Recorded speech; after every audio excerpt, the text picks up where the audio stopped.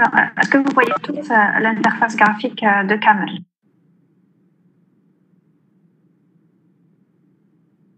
Très bien. OK. OK. On commence alors. La première fonction, c'est la fonction min-max qui retourne le minimum et le maximum de deux réels. D'accord? Donc là, je déclare une fonction qui s'appelle min-max de deux réels, donc A et B. Alors, donc là, si A est supérieur à B, alors j'affiche AB. Donc là, je dois retourner la fonction, elle doit retourner deux réels, d'accord? Donc là, quand une fonction retourne plus d'une seule entité, cette entité-là devient de type uplé, d'accord? Donc là, le résultat de la fonction min-max, ça va être un uplé, une variable de type uplé. Donc, je vais faire un test if A est supérieur à B. Vu que je travaille sur des réels, cette fonction, je pense qu'on l'avait faite pendant la dernière séance, hein, d'accord, pour extraire le minimum et le maximum. Donc, vu que je travaille sur des réels, je vais utiliser supérieur point. Donc, si A est supérieur à B, then mon uplé, donc là, je commence par le minimum d'abord. Donc, B suivi de A. Else, c'est AB. Donc, c'est le A qui est le minimum et le B qui est le maximum. Donc, si le A est supérieur à B, ça veut dire que le A, c'est le maximum, B, c'est le minimum. Donc là, je commence par B pour afficher d'abord le minimum, ensuite le maximum qui est le A. Voilà, donc, j'envoie ma commande. Donc là, il me dit que ma fonction a deux paramètres. Ces deux paramètres-là sont des réels tous les deux. Et le résultat de ma fonction, c'est un uplé. Uplé de type, donc les types de cet uplé, c'est un float. On va l'évaluer sur quelques exemples. Donc min max, je donne par exemple 5.3 et 6.9. Donc là, je vais avoir un uplé. Le premier élément de l'uplé, le first element, c'est 5.3. Le deuxième, c'est 6.9. Là, si je mets par exemple le 15, donc voilà, je vais avoir 6.9 suivi de 15.3. D'accord? Alors, maintenant, donnez-moi les réponses concernant la deuxième fonction. La deuxième fonction, elle calcule la surface et le périmètre d'un cercle de rayon R. Donc là, la fonction doit retourner la surface et le périmètre. À vos réponses, s'il vous plaît, dans le chat.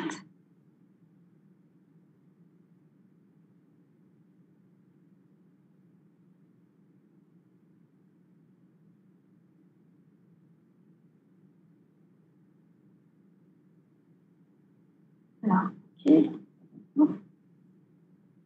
Bien.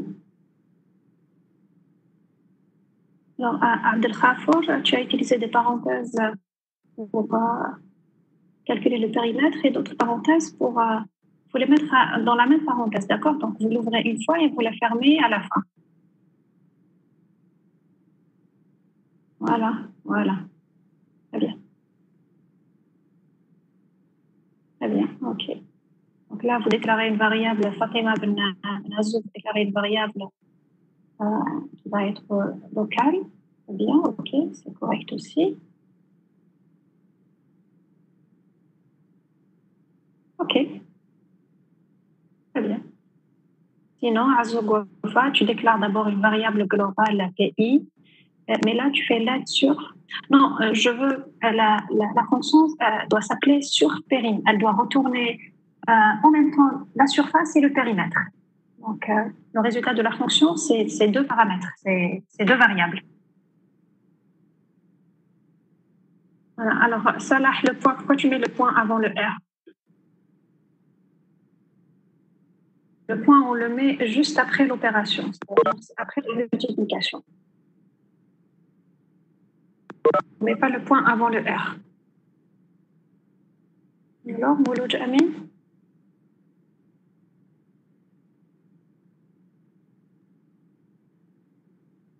La PI. Ensuite,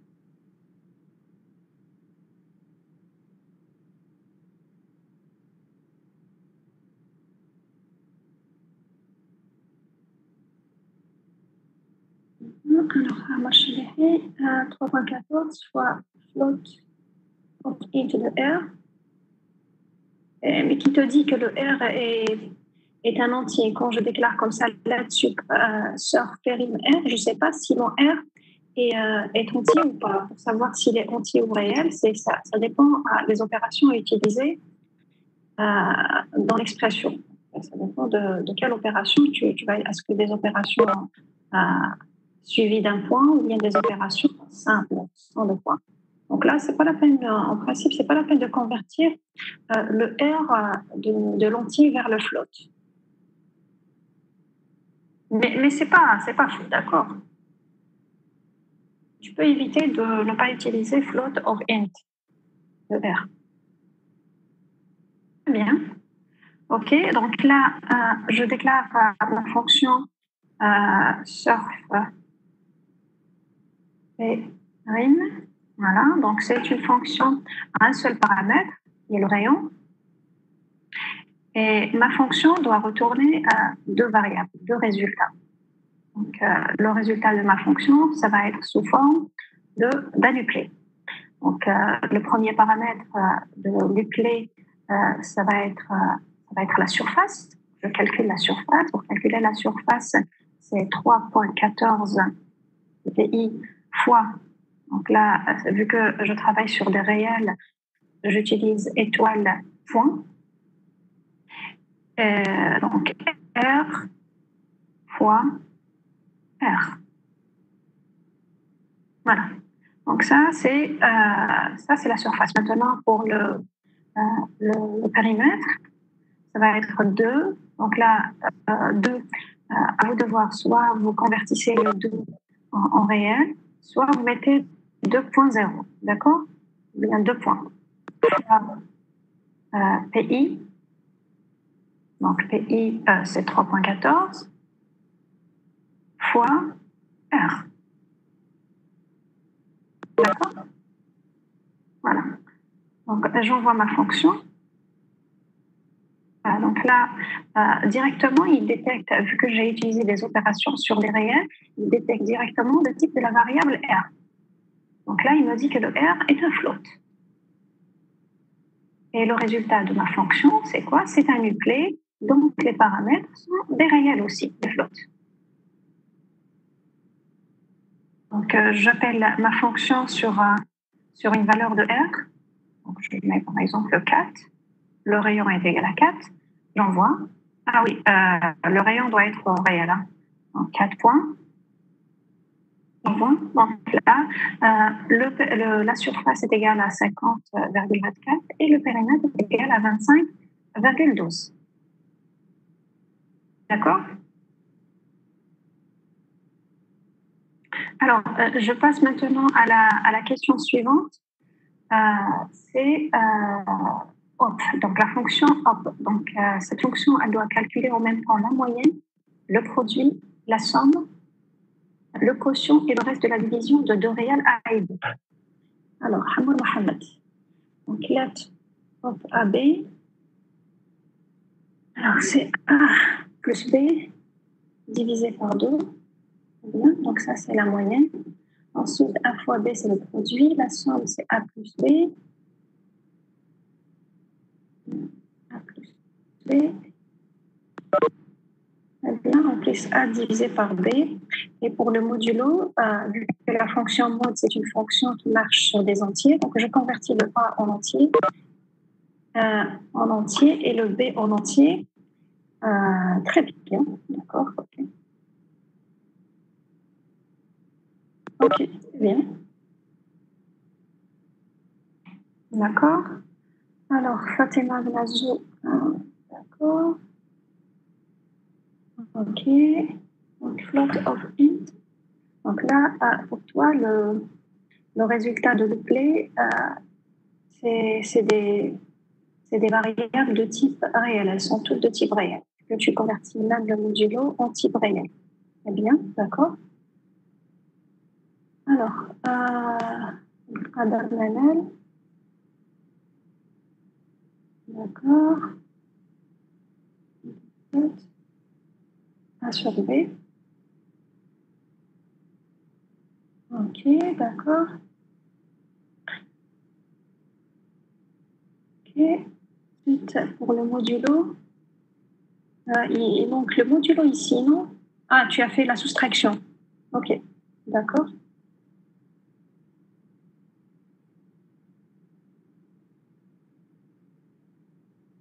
D'accord, ok. Donc là aussi, pour la fonction ops, ça va être une fonction qui va retourner la moyenne, produit, somme, quotient, le reste de la division. Elle doit retourner 5. Madame, c'est obligatoire que ça soit dans une seule fonction. Oui, je vous ai dit, la fonction s'appelle op. C'est une fonction qui doit calculer ces 5 paramètres. Elle doit calculer en même temps la moyenne, doit rendre la moyenne, le produit, la somme, le quotient et le reste de la division. Donc, elle doit faire ces 5 calculs, la fonction.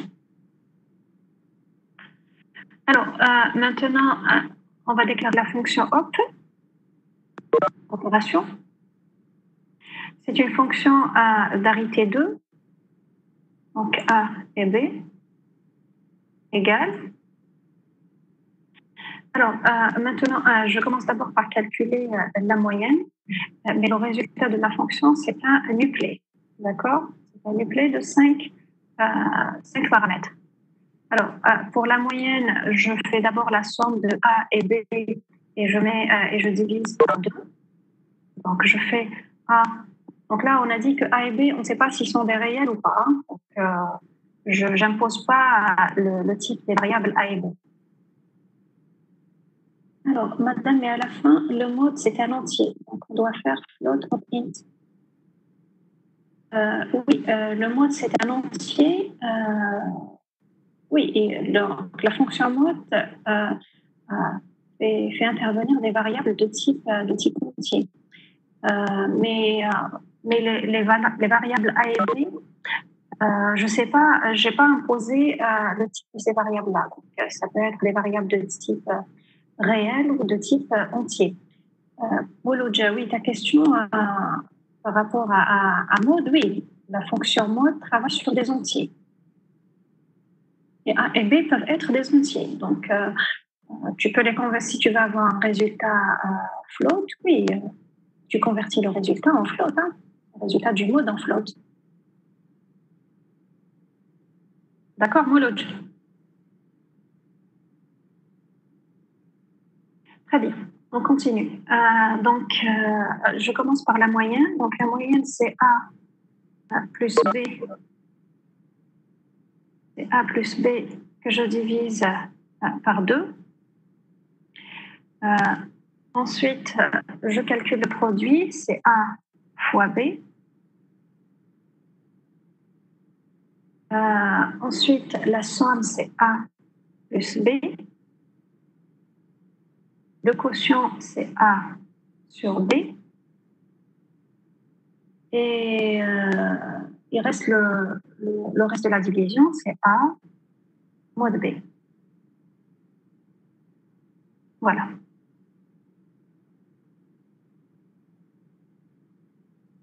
J'envoie la commande. Donc là, il me dit que ma fonction op fait intervenir 2 variables de type entier. Et le résultat, ça va être appelé de 5 variables. Donc les 5 variables vont être de type entier. A plus fois B. Oui, Hamoud Mohamed. Oui, après, si tu veux avoir un résultat de type réel, là, j'ai pas imposé. Bon, j'ai dit la somme. Ah oui, c'est des réels. Oui, pardon, excusez-moi, c'est vrai. De 2 réels A et B. Donc, ça doit être des réels. Oui, je m'excuse. Hein. Oui, ça doit être des réels. Donc là, A plus point divisé point 2 points. Très bien, merci. Alors, donc là aussi, c'est point. Là, c'est point. Très bien. Ah, c'est point. Alors maintenant, pour modulo, donc là, la fonction modulo utilise des entiers. Donc, comment on fait? Donc, on doit convertir convertir pour avoir convertir A et B, pouvoir utiliser la fonction modulo. Donc là, je vais faire int of lot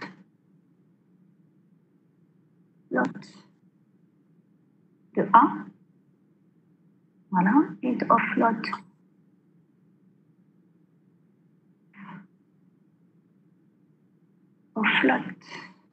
de A. Et là, donc je fais int of lot de B.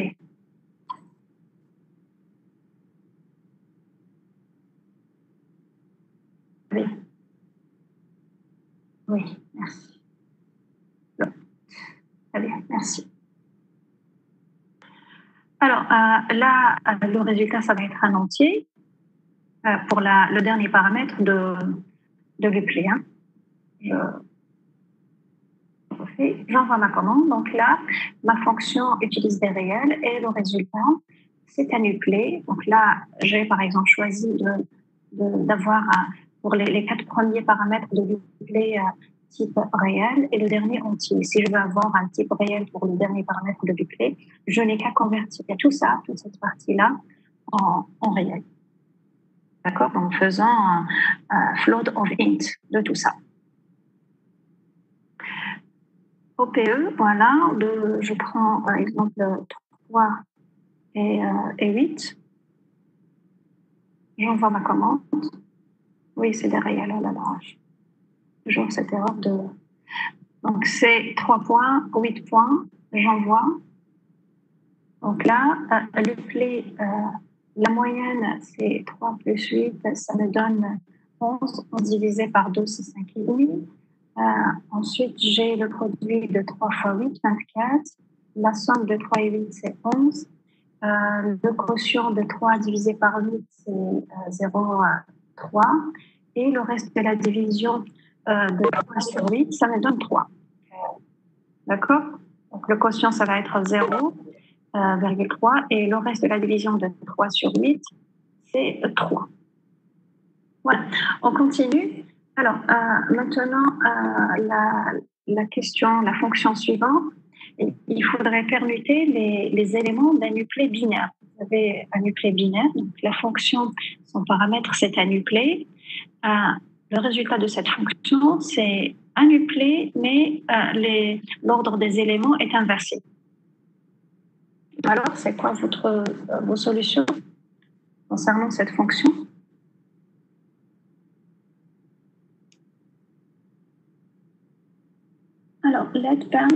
Alors, la fonction doit avoir comme paramètre un uplé. Très bien. Daoud Mohamed, c'est un uplé, ce n'est pas deux variables.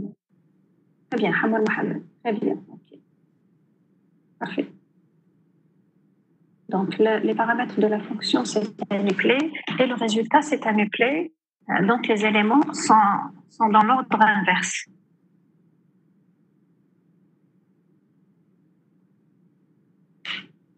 Alors, Abdelbassat, je ne peux pas retourner comme ça. Le type de variable, c'est des uplés. Voilà, très bien. Okay. Bon, c'est une question qui est simple. Donc, terme de A et B, voilà, j'ai un uplé, est égal à B A.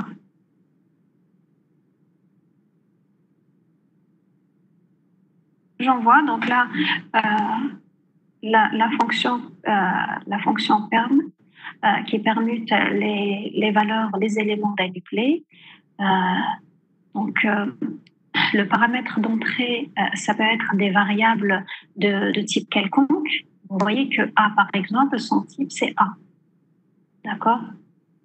Et là, comme par hasard, j'utilise A. Bon, je vais utiliser d'autres variables X, Y. On ne peut pas confondre entre le type et le nom de la variable. Là, X. Là, c'est YX. Voilà. Donc, je refais. J'envoie. Donc là, la variable X est de type A. Ça peut être n'importe quel type. Y, son type, c'est B. Ça peut être n'importe quel type aussi. D'accord? Donc là, le type du résultat, donc le résultat de la fonction, le type du premier paramètre de l'uplé, c'est B. C'est le type de Y. Et X, son type, c'est A. Voilà, X, c'est le deuxième paramètre. Donc là, je fais ferme. Je donne un exemple. 1 et 2. Je prends par exemple une chaîne de caractères. Bonjour. Voilà. J'envoie de la commande. Donc là, le résultat, ça va être bonjour 1.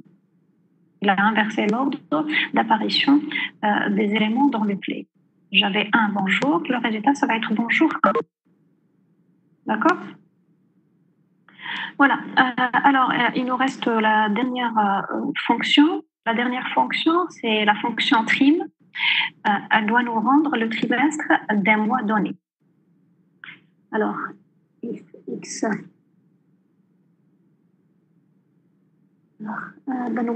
if x est supérieur à 1 et x inférieur à 3, c'est 1. D'accord, ok. Très bien. Ok, sinon, Azogwafa. If x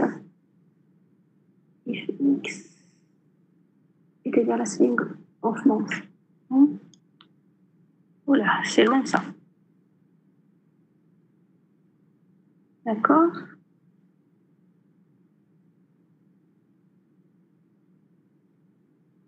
Oui, c'est correct aussi.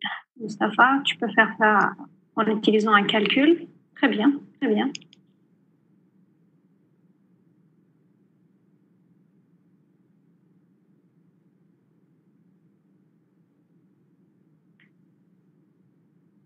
Ok, très bien. Il y a plusieurs solutions. Alors, let trim n, if n est égal à 12, ou n est égal à 1, ou n est égal à 2, n1. Non, le premier trimestre, c'est les mois janvier, février, mars. C'est 1, 2 ou 3. Le 12, il fait partie du 4e trimestre.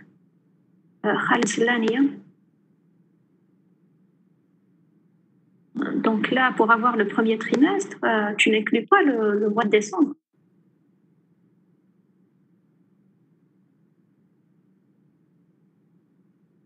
Ok.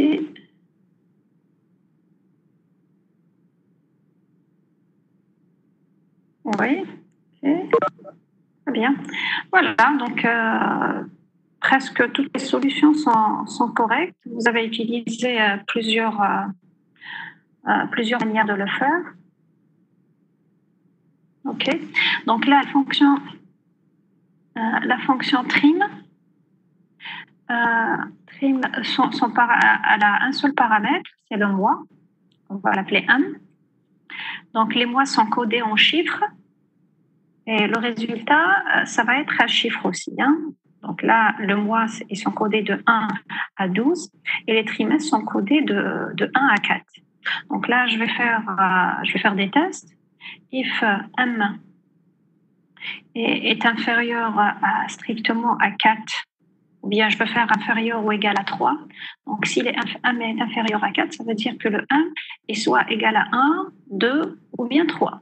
Donc là, pour janvier, février, mars, c'est le trimestre 1. Donc, j'affiche 1. Else, je vais faire un autre test. Pouvoir afficher, il me reste encore 3 autres trimestres à afficher.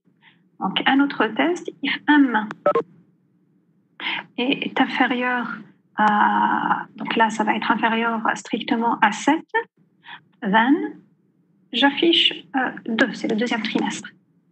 Else, if m inférieur à 10, strictement à 10, là, ça va être le troisième trimestre.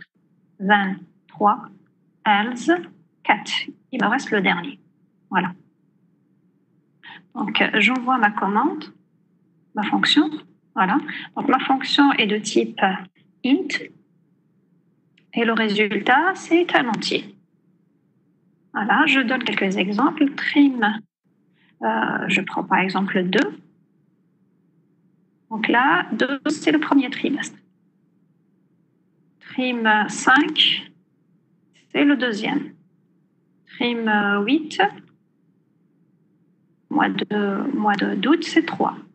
Et trim 11, c'est le mois de... c'est le 4e trimestre, le dernier trimestre. 12, voilà, c'est le 4e trimestre. D'accord? Madame, quand on écrit à la fin else 4, donc si x est égal à 100, la fonction retourne 4. Oui, mais nous, je vous ai dit dans cet exercice, les mois sont codés de 1 à 12. Donc, je ne peux pas avoir un chiffre supérieur strictement à 12. D'accord? Oui, je peux rajouter une autre condition par rapport à ça, mais on a supposé dans l'énoncé de l'exercice que les mois sont codés de 1 à 12. Donc, je ne peux pas avoir un chiffre supérieur à 12. D'accord? Mais là, oui, je suis d'accord avec vous. Je peux rajouter dans le else pour afficher le 4 et il faudrait que, donc là, then, donc 3, else, if, inférieur à strictement à 13, voilà, then 4.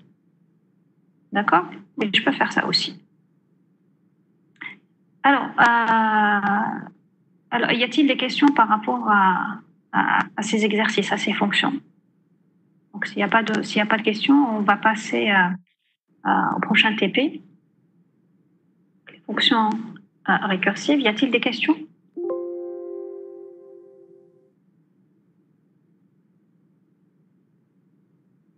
Non? Madame, je n'ai pas assisté. La réponse 2. Surface, périmètre, c'est ça? Oui, d'accord. Alors, je refais la fonction surface, périmètre. Je dois afficher, la fonction doit afficher, en même temps, doit rendre un résultat, deux résultats. Le premier, c'est la surface et le deuxième, c'est le périmètre. Pour pouvoir faire ça, il faut que le résultat de la fonction soit de type uplay. D'accord? Donc, let surf périm, le rayon, donc là, le paramètre, c'est le rayon. Pour pouvoir calculer la surface, donc je vais utiliser la règle qui calcule la surface, c'est 3,14 de PI fois R fois R. D'accord? Donc c'est PI fois R au carré. Vu que 3,14 c'est un réel, donc là je suis obligée de mettre un point après l'astérix, après l'opération de multiplication. Donc ça, c'est la surface. Maintenant, pour calculer le périmètre, ça va être 2 fois, donc c'est, voilà, fois, c'est ça, 3,14 fois R fois 2. Donc là aussi, comme je travaille sur des réels, donc je convertis le 2 en réel. Maintenant, pour pouvoir retourner ce résultat, je dois mettre parenthèse, voilà, séparer les deux. Qu'est-ce qui fait le point ici? Voilà. Séparer les deux opérations par une virgule. Donc là, j'ai la surface, c'est 3,14 fois R fois R, R au carré. Et le périmètre, c'est 3,14 fois R fois 2. C'est 2 PIR. D'accord? 2 points virgule. J'envoie ma commande. Voilà. Donc là, vu que j'ai utilisé des opérations sur des réels, donc il va considérer que la variable de ma fonction est de type réel. Voilà, donc le R est de type réel. Et le résultat, c'est un uplé binaire. Le premier élément de l'uplé va contenir la surface et le deuxième, c'est le périmètre. Voilà, donc j'évalue cette fonction. Je prends un rayon, par exemple, égal à 2. Envoyer. Oui, c'est réel, encore une fois. Donc là, pour 2 points, donc je vais avoir une variable de type réel. Le résultat de ma fonction, c'est un uplé, donc les éléments sont des réels tous les deux. La surface, c'est 12,56. Pourquoi j'ai la même chose? Eh oui, c'est parce que j'ai utilisé 2. Voilà. Donc 2 puissance 2, ça donne 4, et 2 fois 2, ça donne 4 aussi. C'est pour ça que le périmètre est égal à la surface. D'accord? Donc là, je prends par exemple 3. Voilà. Donc là, j'ai la surface, c'est 28,26 et le périmètre, c'est 18,84. D'accord? Khaled Sedani, c'est bon? J'ai répondu à ta question?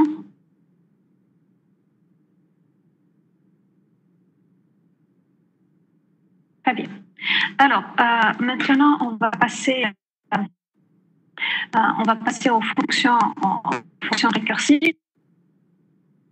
Donc, les fonctions récursives, on les utilise dans la théorie de la calculabilité. Donc là, on fait référence à 2 concepts. On va pas utiliser. Dans Camel, c'est pas vraiment lié à la théorie de calculabilité, mais c'est lié à la théorie de, par exemple, une fonction. C'est une fonction qui s'appelle. C'est une fonction qui nécessite son calcul, il nécessite d'invoquer la fonction elle-même. Donc c'est la fonction qui appelle elle-même. Elle s'appelle elle-même à l'intérieur des instructions, à l'intérieur du corps de la fonction. Bon, je vais arrêter le partage de Camel et je vais vous partager le fichier pour pouvoir vous montrer la syntaxe des fonctions récursives. J'arrête le partage. Je vais partager. Alors, on va, voilà. Voilà, donc je commence. Donc là, les fonctions récursives. On parle de 2 façons de répéter par exemple un ensemble d'instructions plusieurs fois. Donc, on utilise soit les boucles, soit les fonctions récursives. C'est ce qu'on vient de voir, c'est ce qu'on va voir aujourd'hui. Donc, les fonctions récursives. Mais pour répéter aussi des instructions, les mêmes instructions plusieurs fois, on peut utiliser les boucles. Vous avez déjà vu ça dans le langage C. Bon, comme je l'ai déjà dit, donc une fonction récursive, c'est une fonction qui invoque elle-même. Hein. Par exemple, si je veux calculer le factoriel de 5, donc là, j'ai 5 factoriel, c'est quoi? C'est 5 fois le 4 factoriel. Voilà. Donc là, la fonction factorielle, je l'ai appelée encore une fois ici, pour calculer le 4 factoriel. Maintenant, l'étape suivante, pour calculer le 4 factoriel, c'est quoi? C'est 4 fois 3 factoriel. Pour calculer 3 factoriel, c'est 3 fois 2 factoriel, ainsi de suite. Jusqu'à ce qu'on ait le résultat final. Le résultat final, ça va être la multiplication entre 5, 4, 3, 2 et le 1 factoriel, c'est bien sûr 1. Donc là, pour avoir le résultat, 120. La syntaxe, maintenant je vais vous présenter la syntaxe des fonctions récursives. Donc la différence avec les fonctions simples, c'est qu'il y a le mot rec qui apparaît dans la syntaxe. Donc quand vous rajoutez rec dans la fonction, donc là, la fonction est considérée comme une fonction récursive. Donc let rec, le nom de la fonction, les différents paramètres de la fonction égale l'expression. D'accord? Donc rec, il désigne que la fonction, il dit que la fonction est une fonction récursive. Si vous ne mettez pas rec, ça va, donc la fonction va être considérée comme une fonction normale, comme celle qu'on vient de voir par exemple. Alors, donc ça, c'est la syntaxe de la fonction rec. Donc, je viens de vous dire que la seule différence, c'est le mot-clé rec qui apparaît juste après let. Voilà. Alors, je vous donne par exemple l'exemple du factoriel pour calculer la fonction, calculer factoriel d'un entier. Donc là, si donc factoriel est égal à 1, si le paramètre c'est 1 ou bien c'est 0. Donc si le paramètre de la fonction c'est 1 ou 0, le résultat de la fonction factorielle c'est 1. Sinon, le factoriel du nombre, c'est quoi? C'est le nombre lui-même fois le factoriel de n-1, comme on vient de le voir ici dans l'exemple du factoriel de 5. Hein. Donc c'est 5, un factoriel de 5, c'est quoi? C'est 5 fois 5 moins 1 factoriel. D'accord? Donc là, la fonction est considérée comme une fonction récursive. Si vous ne mettez pas rec, ça va, donc la fonction est considérée comme une fonction normale, comme celle qu'on vient de voir par exemple. Alors, donc ça, c'est la syntaxe de la fonction rec. Donc je viens de vous dire que la seule différence, c'est le mot-clé rec qui apparaît juste après let. factoriel de 5 moins 1, qui est égal à 4. Donc, c'est pareil. Là, factoriel, si le n est égal à 1 ou bien 0, factoriel, c'est 1. Sinon, factoriel est égal à n fois le factoriel de n moins 1. Et dans le cas où n est, bon là j'ai oublié 1, le n est différent de 0, il est différent de 1 aussi. Donc là, je vais écrire ma fonction de cette manière.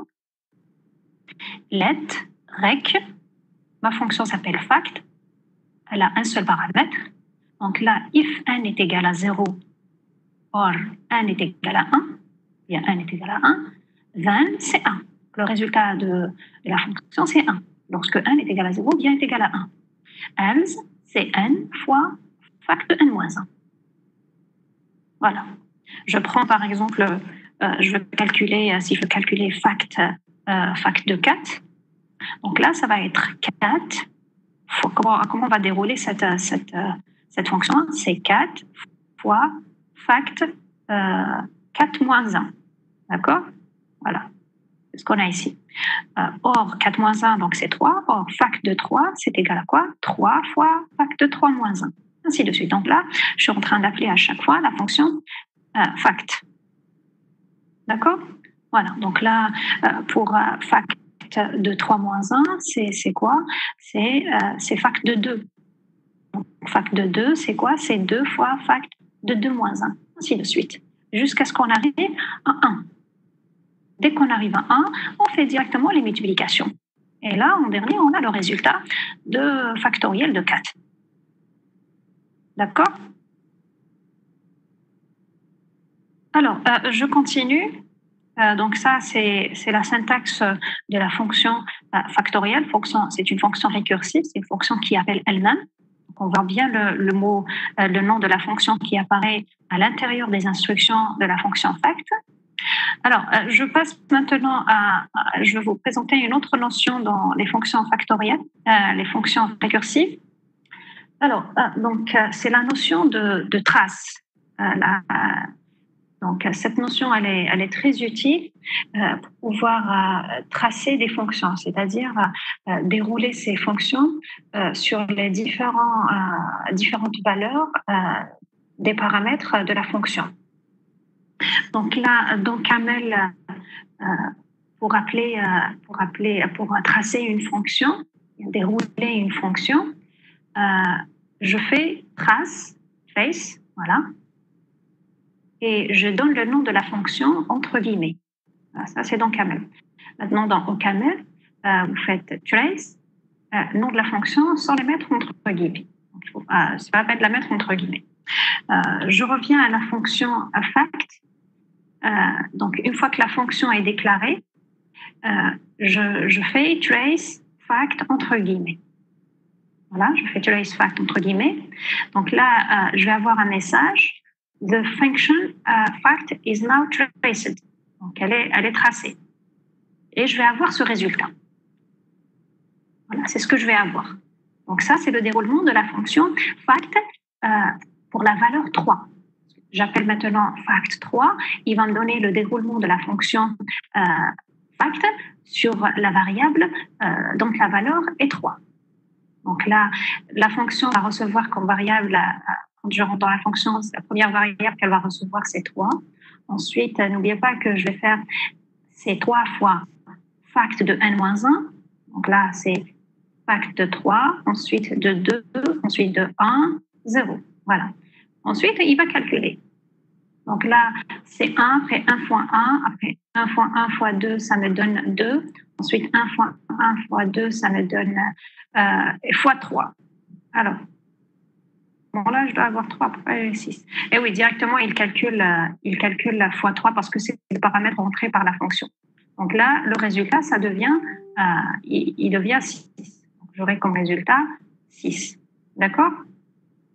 Alors, des questions par rapport avant qu'on commence les exercices. Donc, je vais vous donner une série d'exercices, de fonctions à écrire sur Camel. Avant de commencer, est-ce qu'il y a des questions par rapport à la syntaxe, à cette notion de trace et tout ce qu'on vient de voir?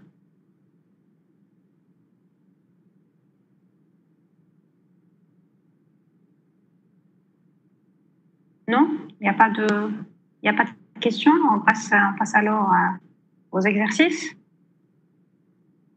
Ok, très bien, d'accord. Bon, j'annule ce, j'annule ce partage et je partage avec vous Kamel. Alors,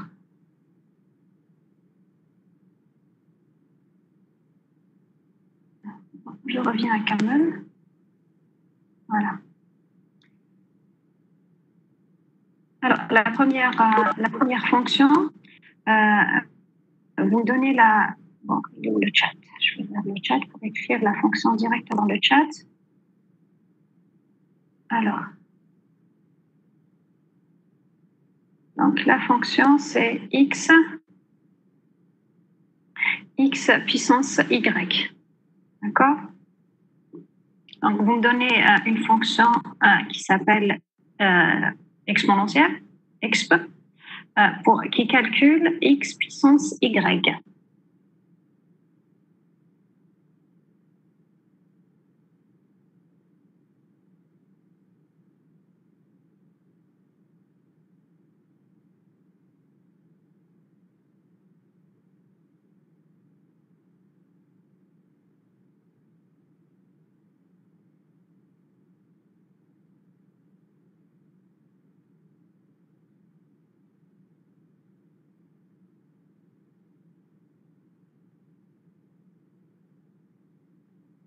Alors, let rec x, y, if y est égal à 0, then 1, else, c'est x fois exponentielle de x, y moins 1. Ok, très bien. D'accord. Abdelrahman, oui, c'est bien. Je cherche une fonction récursive, c'est-à-dire une fonction qui appelle elle-même. Je dois retrouver le nom de la fonction à l'intérieur des instructions. Je dois retrouver le nom de la fonction, c'est-à-dire exponentielle à l'intérieur des instructions, après égal. Alors, if y est égal à 0, then 1, else x fois. Alors, exponentielle, if x est égal à 0, then 0. Non, ah oui, lorsque x est égal à 0, oui, c'est 0. Oui, d'accord. L, c'est exponentielle x fois exponentielle x, y moins 1, d'accord. Alors, ah oui, d'accord, fois x. Let rec exponentielle xy, if y est égal à 0, then 1, else, c'est x fois exponentielle de x, y moins 1. Très bien, d'accord, ok.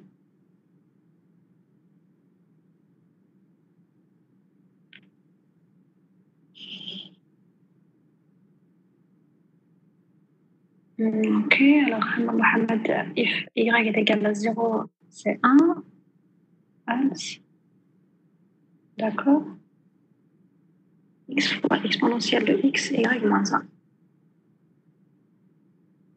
Hana Al-Khdari, il faut appeler la fonction exp à l'intérieur des instructions. C'est le principe des fonctions récursives. C'est une fonction qui appelle elle-même.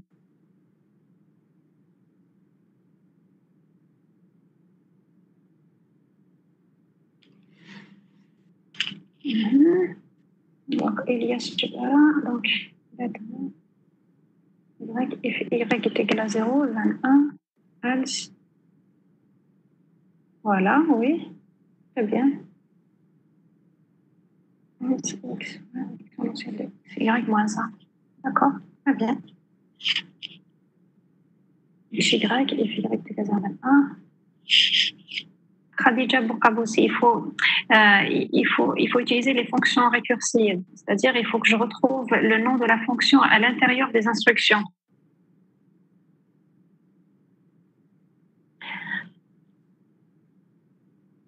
If y est égal à 0, très bien, d'accord.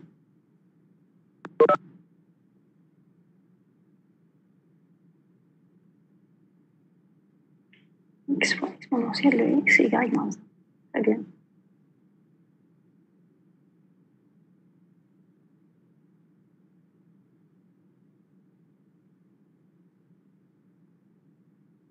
Très bien, d'accord. Donc là, lettre exponentielle de a, b est égale if b est égal à 0. Donc là, le résultat de a à puissance 0, ça me donne 1, then 1, else. Donc là, dans le else, si mon b est différent de 0, donc là, je vais faire... oui, merci. Okay. Très bien, merci. Donc là, je vais faire x. Le premier paramètre, c'est la première valeur de la fonction exponentielle fois exponentielle. Exponentielle de quoi? De a et de y de b moins 1. Voilà. D'accord? Donc là, si mon b, je vais faire a puissance b, si le b est égal à 0, directement, le résultat de a puissance 0 me donne 1. Sinon, qu'est-ce que je vais faire? C'est a fois exponentielle de a et de b moins 1. Là, je fais à chaque fois b moins 1, b moins 1, jusqu'à ce que j'arrive à 0. D'accord? Donc, j'envoie ma commande. Donc là, ma fonction, ces paramètres, c'est une fonction binaire. Donc, les paramètres sont des entiers et le résultat de la fonction, c'est un entier. Donc, j'appelle ma fonction pour l'évaluer sur quelques exemples.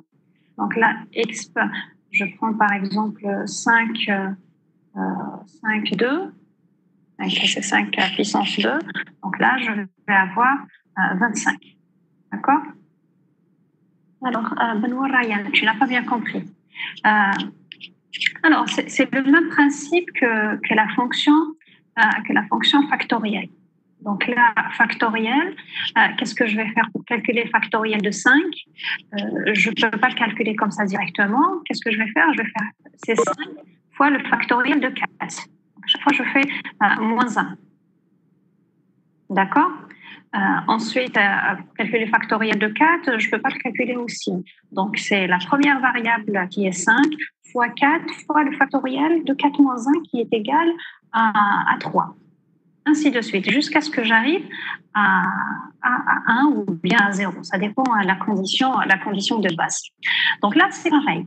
Donc, pour calculer l'exponentielle, par exemple, je prends un autre chiffre. Je prends par exemple 5 fois 4. 5 et 4. Voilà, donc là, 5 puissance 4, ça me donne 625. Donc, au lieu de calculer directement, pour calculer 5 puissance 4, je ne peux pas le calculer. Je vais d'abord faire 5 fois 5 puissance 3. Pareil, je ne peux pas, par exemple, le calculer. Je vais faire 5 fois 5 fois 5 puissance 2. Jusqu'à ce que j'arrive à un chiffre que je peux calculer. D'accord? 5 puissance 2, par exemple, je ne peux pas le calculer aussi. Ça va être 5 fois 5 fois 5 fois 5 puissance 1. D'accord? Donc, c'est pour ça qu'on fait moins 1 à chaque fois. Pour qu'on puisse arriver à un chiffre qu'on peut, voilà, avec trace, on peut comprendre le déroulement de la fonction. Voilà, donc on peut utiliser, merci.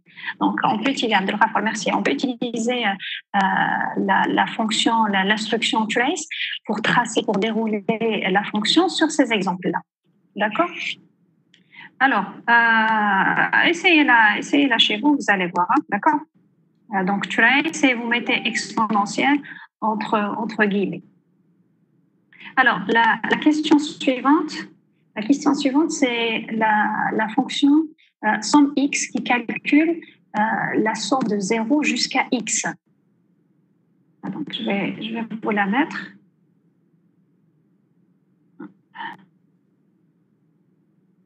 Voilà. Donc, la somme Donc, somme x, elle calcule la somme de 0 jusqu'à x.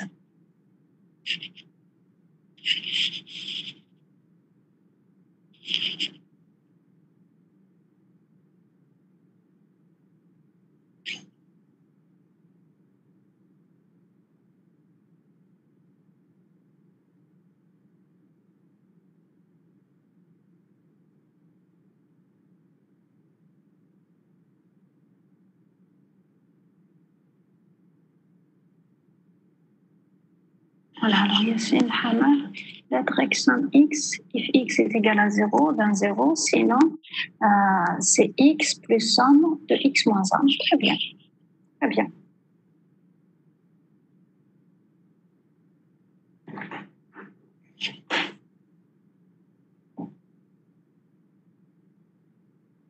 Très bien. Alors, Abdelghafour, x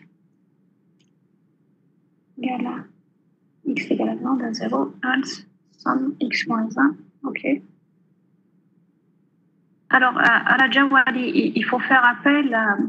C'est une fonction récursive. Il faut faire appel au nom de la fonction à l'intérieur dans le cours de la fonction. D'accord? Donc là, si tu fais x plus x moins 1, non, là, je ne suis pas en train de calculer la somme des x de 0 jusqu'à x. Alors, la loi Jayen, somme x, if x égale à 0, c'est 0, sinon c'est x plus somme de x moins 1. Très bien, très bien. Voilà.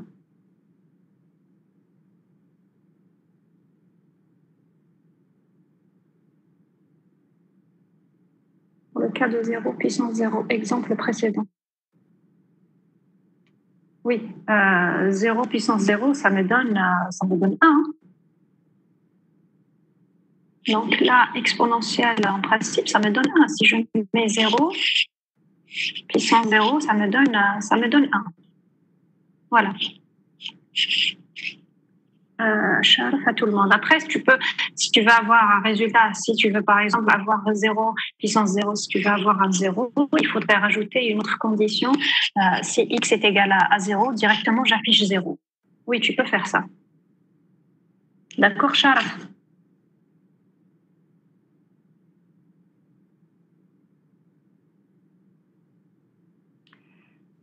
Alors,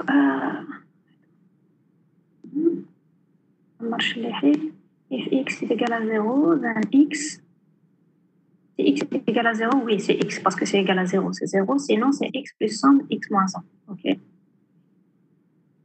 Abdelbasot, if x est égal à 0, c'est 0, sinon c'est x plus somme de x moins 1. Très bien, très bien.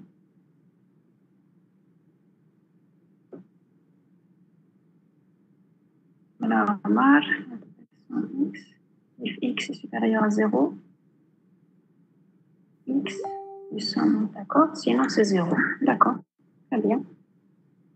OK. Est-ce que vous avez déjà vu la notion de récursivité en algorithmique? Vous avez déjà fait le cours de récursivité en algorithmique?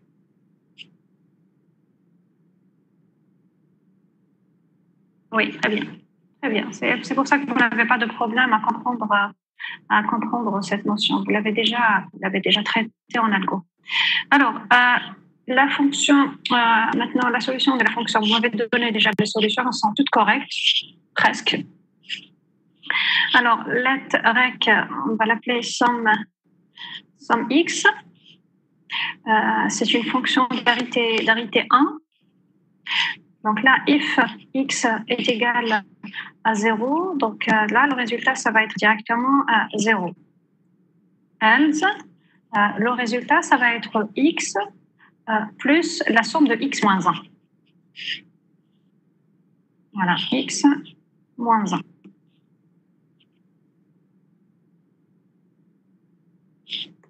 Voilà. Voilà, donc c'est une fonction d'arité 1, son paramètre est un entier et le résultat est un entier. Donc là, je fais somme x, par exemple, de 5. Je dois calculer la somme de 0 jusqu'à 5. Voilà, donc le résultat, c'est 15. D'accord? Il y a pas de question concernant cette fonction. On peut passer à la suivante.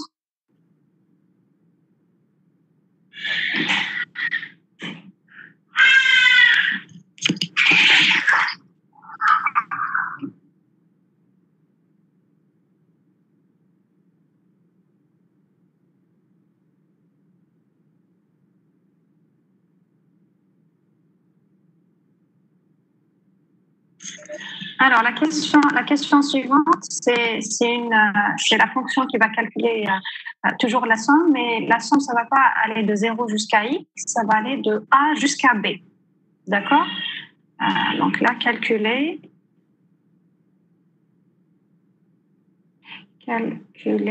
la somme des éléments de a jusqu'à b.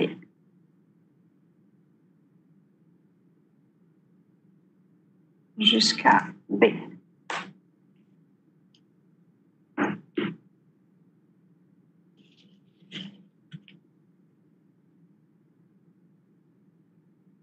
Donc la somme des éléments entre A et B. Voilà. La somme des éléments. La somme des éléments entre A et B.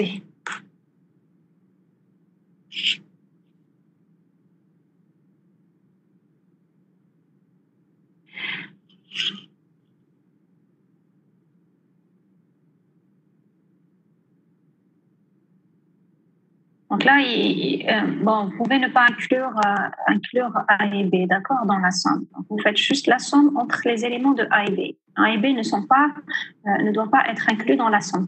Alors, if x est égal à 0, y est égal à 0, c'est 0. D'accord, ok.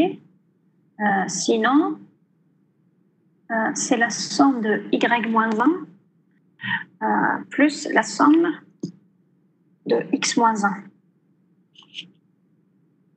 Ah bon? Alors, je dois dérouler la fonction de Sharaf. Alors,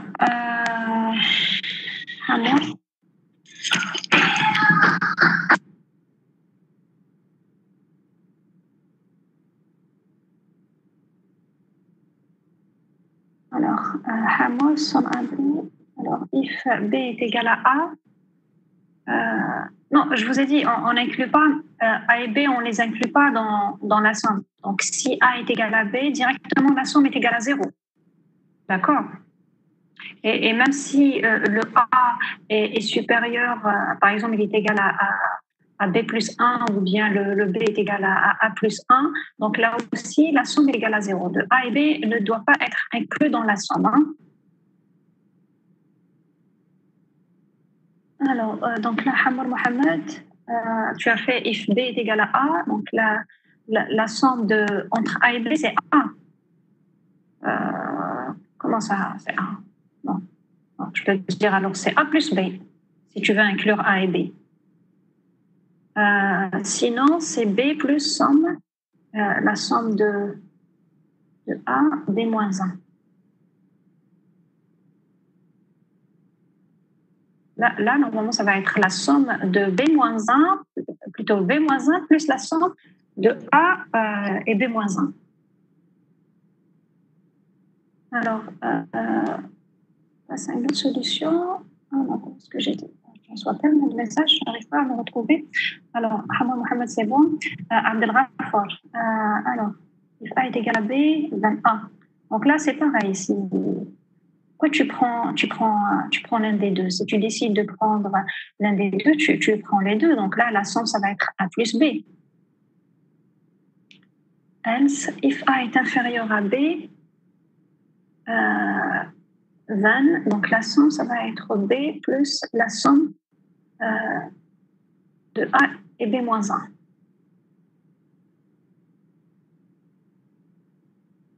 Oui, alors.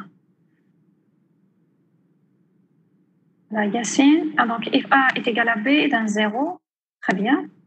Et else, if A est supérieur à B, donc si A est supérieur à B, Alors, c'est A. Alors, c'est la somme de quoi? C'est la somme de A-1? Non, c'est la somme de B A-1. C'est pas A plus somme de A-1. C'est B, c'est la somme de B A-1. La fonction somme a deux paramètres. Où est-ce que j'ai?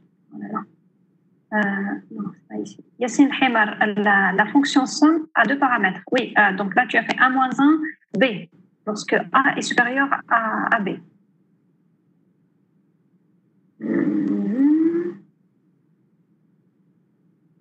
Abdelrahman, si, intervalle, c'est quoi? C'est AB. A et B ne sont pas inclus. Oui, Abdelrahman, si tu mets, si tu as fait A, si A est égal à B, alors c'est A. Mais pourquoi tu prends juste une seule valeur? Là, je vous ai dit, on prend pas, A et B ne sont pas inclus, ne doivent pas être inclus dans la somme. On prend les éléments entre A et B. On fait la somme des éléments entre A et B. On devrait avoir un point.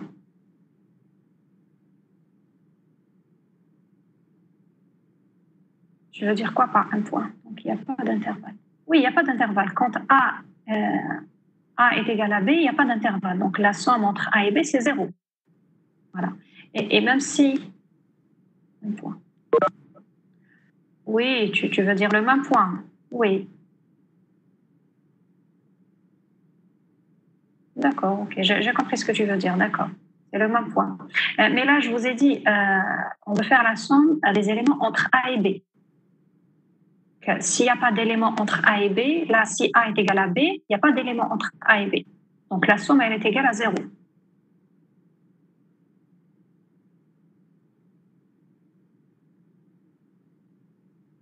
Alors, lettre avec somme, la brique ahlam. If A est égal à B, c'est 0.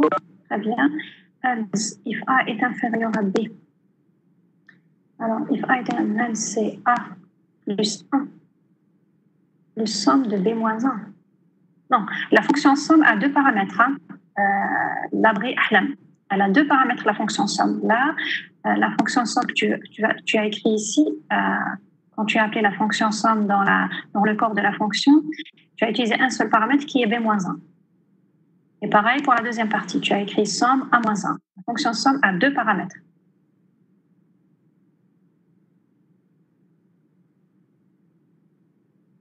Alors, oui, Yassine Hamar, même la somme de 6 et 5, donc la somme des éléments entre 6 et 5, c'est 0. Il n'y a pas d'élément entre 6 et 5.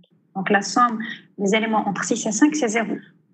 Donc, même si l'un des deux est supérieur d'un point, quand il est supérieur d'un point par rapport à l'autre, la somme est égale à 0. Parce qu'il n'y a pas d'élément entre les deux. Donc là, on doit tester si A est égal à B. Et on doit tester aussi si le B est égal à plus 1, par exemple. Hein.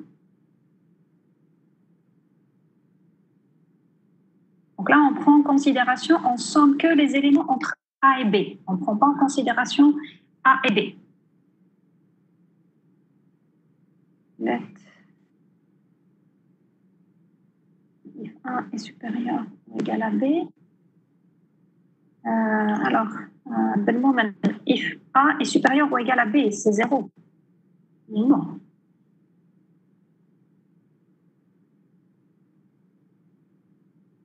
Si A est égal à B est égal à 0, si A est égal à B, alors le résultat c'est 0. Lorsque A est supérieur à B, non, le résultat ne doit pas être 0.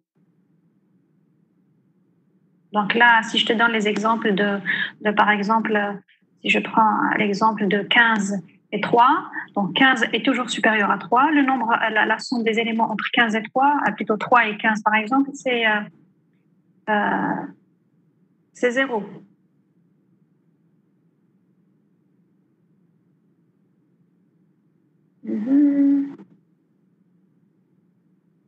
Alors, je vous donne la fonction, la solution. Donc, let rec, je vais l'appeler somme AB. J'ai deux variables, A et B. Donc là, je vais tester si A est égal à B. Donc là, dans le cas où A est égal à B, il n'y a pas d'élément entre A et B. Et même dans le cas où où par exemple B, Mohamed, A moins B est égal à 0, c'est 0. Ça veut dire que A est égal à B, oui.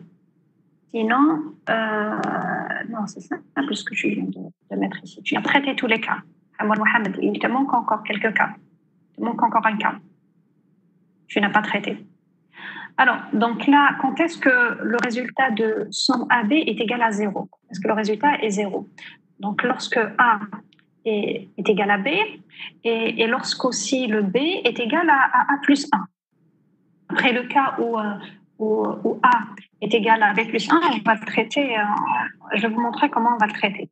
Donc, si A est égal à B, ou bien B est égal à A plus 1, voilà, donc ça c'est les deux cas où la fonction somme AB rend un 0.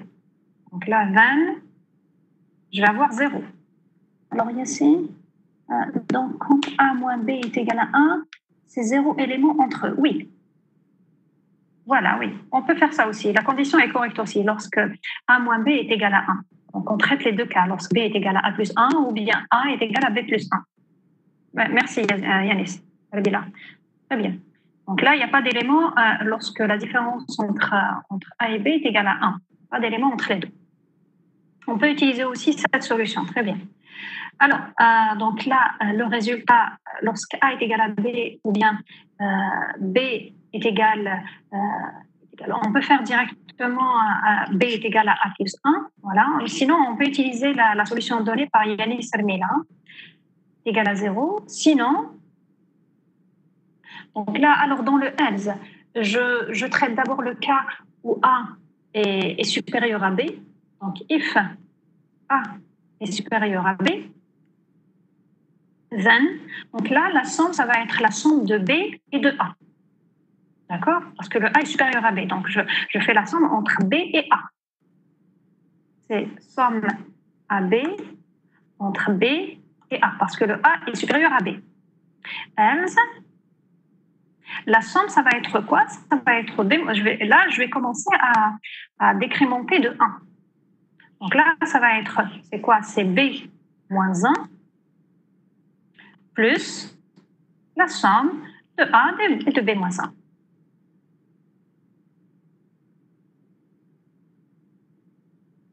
Voilà. D'accord? Alors, j'interprète ma fonction.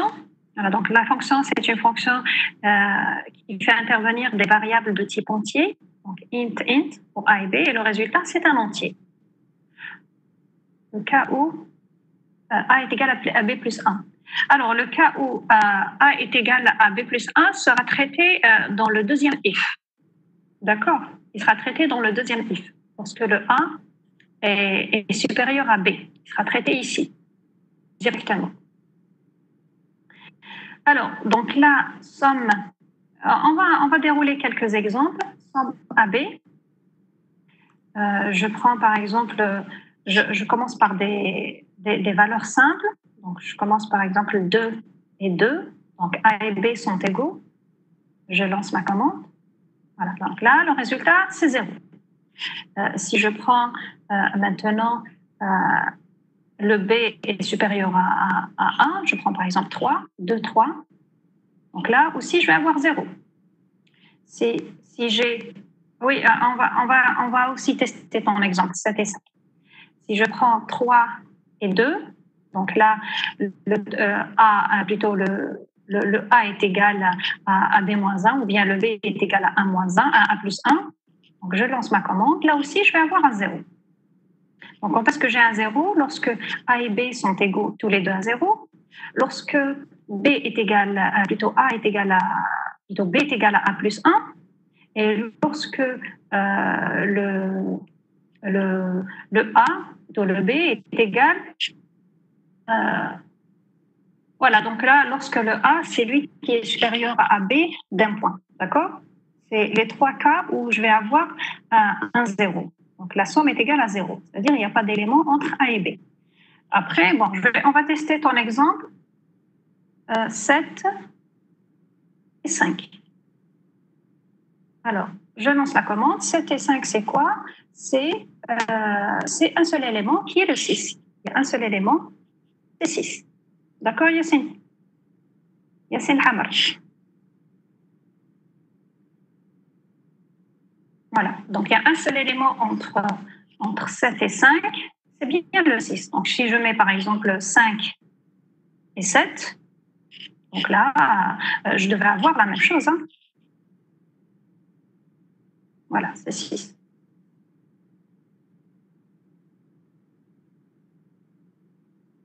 D'accord?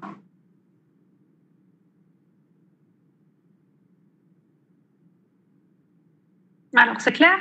Après, ce n'est pas l'unique solution. Hein. Vous pouvez avoir aussi d'autres solutions. Donc, j'ai vu quelques solutions. Donc, vous pouvez les revoir.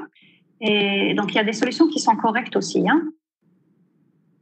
Et qui sont plus simples. Par exemple, on peut prendre le cas, par exemple, pour la première condition, la remplacer par si A moins B si A moins B est égal à 1, ou bien B moins A est égal à 1, ou bien 0. Hein. Il faut rajouter aussi le cas de 0 lorsque A est égal à B. Parce que la différence, ce n'est pas 1, c'est 0.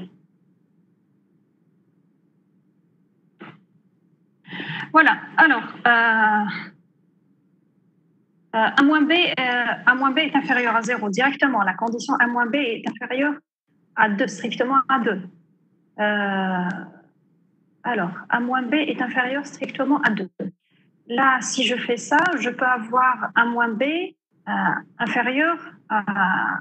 Donc, ça peut être un chiffre inférieur strictement à 0. Ça peut être un chiffre négatif. Donc là, si c'est un chiffre négatif, normalement, il y a des éléments entre A et B. Si tu mets A moins B est inférieur à 2, strictement à 2, il pourrait y avoir des éléments entre A et B. Si le résultat de A moins B, par exemple, est égal à moins 5, ça veut dire qu'il y a des éléments entre A et B pour que tu mets le résultat 0. Tu comprends, Yanis, Mila? Voilà.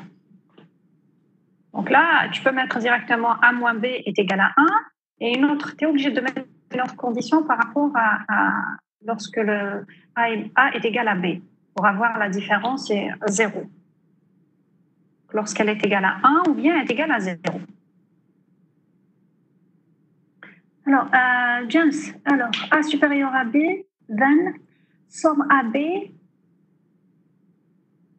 B. Madame, la condition, je ne l'ai pas comprise. Alors, la condition A est supérieure à B. Alors, parce que là, qu'est-ce qu'on a testé ici? Là, on a cité le cas où B est supérieur à 1. Par contre, là, on ne prend pas en considération, on n'a pas rajouté la condition où A est supérieur à B. Et elle est supérieure d'un point, lorsque A est supérieur à B d'un point. On pourrait la rajouter ici comme troisième condition, mais pour éviter de rajouter encore un autre test à l'intérieur, donc la condition A est égale à B plus 1, je vais l'inclure dans celle-ci. Là, si A est supérieur à B, donc directement la somme, ça va être la somme de BA. Donc, je commence par B jusqu'à A. Bien sûr, les éléments entre les deux. Maintenant, le else, c'est quoi? Ça veut dire que le B, c'est lui qui est inférieur à 1.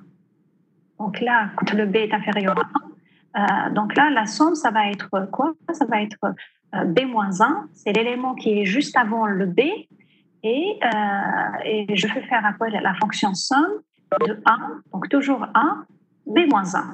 D'accord? Donc là, c'est pour ça que j'ai rajouté cette condition, pour ne pas encore rajouter une autre condition ici par rapport à lorsque le A, c'est lui qui est égal à B plus 1. Et pouvoir traiter le cas de B qui est inférieur à A. J'ai regroupé juste les deux. D'accord? Voilà. Alors, s'il n'y a pas de questions concernant cette fonction, on va passer à la suivante. On va passer à la suivante. Alors, sinon, je vais vous les donner comme devoir à faire. Faire oui. Alors, on a commencé déjà à quelle heure? On a commencé à moins 10. Normalement, on doit s'arrêter à 10, c'est ça? On a 1 heure et quart. Alors, vous me dites? Mazel 10 minutes. Très bien, d'accord, Mazel 10 minutes. Alors, on rajoute une autre fonction. Alors, la fonction de Fibonacci, vous la connaissez déjà normalement. Donc, c'est une fonction récursive. Donc, c'est une fonction qu'on peut calculer à l'aide des boucles, comme on peut la calculer à l'aide des fonctions récursives. Alors, donc la fonction Fibonacci, je vais vous l'écrire.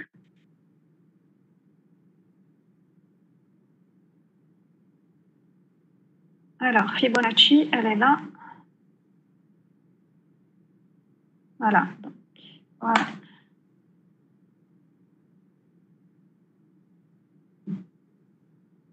Je ne sais pas si...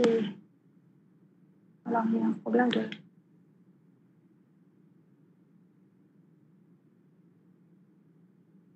On a fait 1h15, 1h20. Ok, on rajoute cette fonction et on arrête, d'accord. On a déjà fait 1h20. D'accord, ok. Bon, allez, c'est pas grave. On rajoute cette fonction et le reste des fonctions, je vais vous le donner comme devoir à faire. Alors, la fonction de Fibonacci, donc Fibonacci de n, donc c'est une fonction d'arité 1. Si n est égal à 0, alors la fonction retourne 0. Si n est égal à 1, et la fonction retourne 1. Maintenant, si n est supérieur strictement à 1, la fonction va appeler elle-même en faisant Fibonacci fib de n-1 plus fib de n-2. D'accord? Allez-y. Bon, cette fonction, elle est très simple.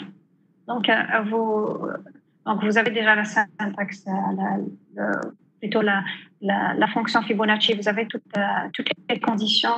Il y a 3 conditions. Toutes les conditions sont là. Vous les traduisez juste en langage carré. Donc, la règle Fibonacci de x, if x est égal à 0, d'un 0, x est égal à 1, c'est 1. Sinon, c'est Fibonacci de x moins 1 plus Fibonacci de x moins 2. Ouais, moins 2. Tout à fait. Très bien. Tout simplement. Voilà. C'est une fonction qui est très simple. La règle fil de n. If n est égal à 0, c'est 0. Else, if n est égal à 1, c'est 1. Sinon, c'est Fibonacci de n moins 1 plus Fibonacci de n moins 2. Voilà. Très bien. Voilà, donc c'est une fonction qui est simple.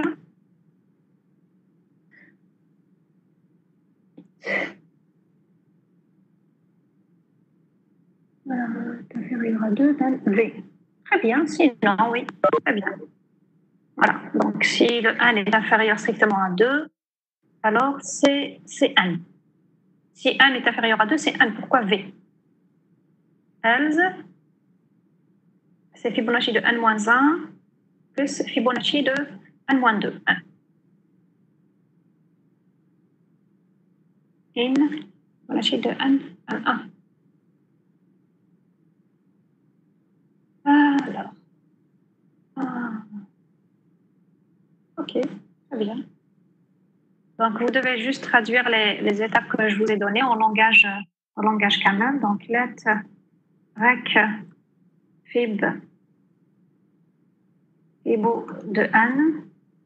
Donc, if n est égal à 0, 20, 0. Else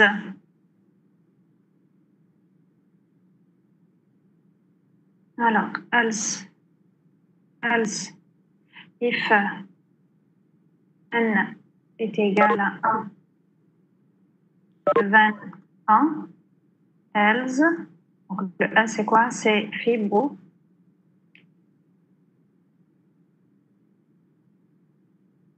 de n moins 1 plus fibo de n moins 2. Voilà.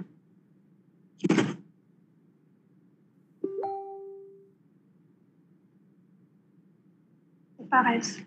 Merci. Merci, Amr. Alors, j'envoie ma commande. Voilà. Donc, je vais faire appel à la fonction Fibo sur quelques quelques valeurs. Donc, 1, on prend par exemple 1 est égal à 3. Donc, Fibonacci de 3 me donne 2. D'accord? Pourquoi? Parce que c'est Fibonacci de 2 plus Fibonacci de 1. Fibonacci de 1, c'est 0. Fibonacci de 2, c'est Fibonacci de c'est le 1 plus Fibonacci de 2, ça me donne 2. Voilà. Fibonacci de 1, if 1 est égal à 0 ou bien 1. Alors, lorsque 1 est égal à 0, la fonction Fibonacci retourne 0. Donc là, Elias, tu as fait if 1 est égal à 0 ou bien 1 est égal à 1, then 1. Non, lorsque 1 est égal à 0, Fibonacci est égal à 0. Fib de 0, c'est égal à 0 et non pas 1. D'accord, Elias?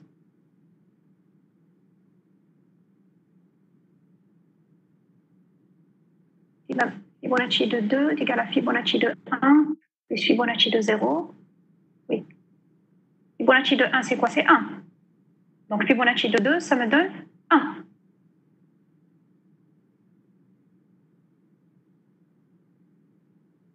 Ok, très bien.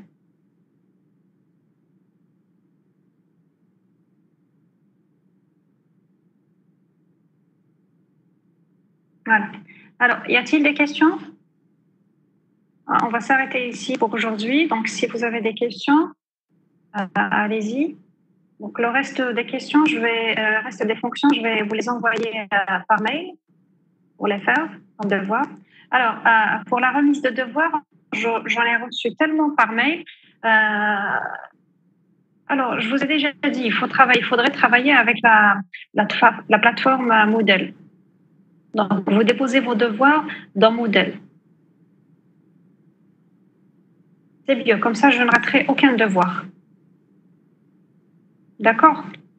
Donc, voilà. Est-ce que vous avez des questions? Non? Très bien. Très bien. Donc, on s'arrête ici. Je vous dis Sahaf Torkom et à la semaine prochaine. Voilà. Merci. Sahaf Torkom. Merci.